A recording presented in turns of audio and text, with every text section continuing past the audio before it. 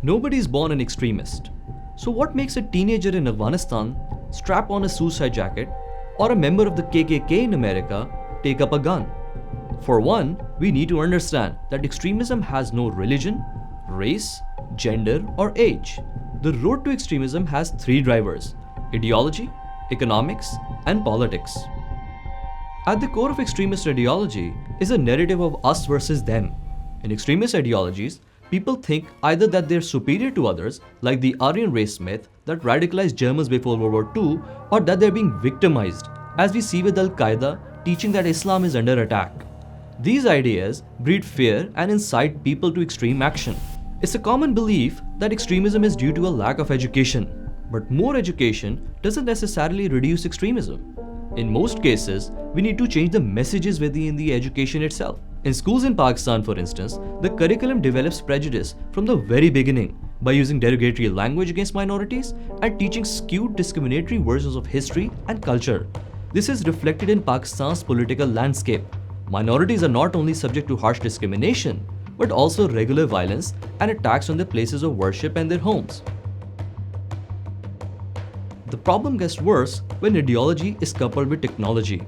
Extremists now have a global platform.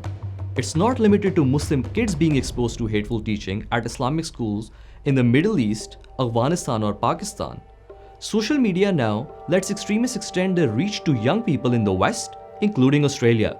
Take a map. Look at the most volatile regions of the world, the breeding grounds of extremism. You will find these countries are also the poorest. In countries where most people still survive for under $2 a day, without food and clean water, the path to extremism is easy. In such countries, the lack of opportunity is dire. The rich get richer and the poor get poorer as they're discriminated against by state policies, corrupt political leadership, and education that is different for poor and rich. Aid agencies and the UN have accepted inequality as one of the drivers to extremism and state collapse. The Baloch separatist movement in Pakistan, the Assam separatist movements in India, and even Al-Qaeda are at least partly driven by a desire to revolt against discrimination and inequality. But poverty alone isn't sufficient. It has to be coupled with politics. Foreign interventions in emerging countries and Western sponsoring of corrupt regimes are major contributors. Western Bloc countries have supported governments that put in place draconian laws, halt much-needed reforms, and abuse human rights. It's made the Western Bloc unpopular not only in the Muslim world but also in Latin America. Al-Qaeda, for instance, stemmed out of the idea to flush American influence out of Saudi Arabia, where America had sponsored what was locally seen as a corrupt government. But Al-Qaeda became too violent to control and it expanded its goal beyond the Arabian Peninsula. In the West, President Trump's so-called Muslim ban and his rhetoric play into the hands of extremists by endorsing terrorist propaganda that the US hates Islam.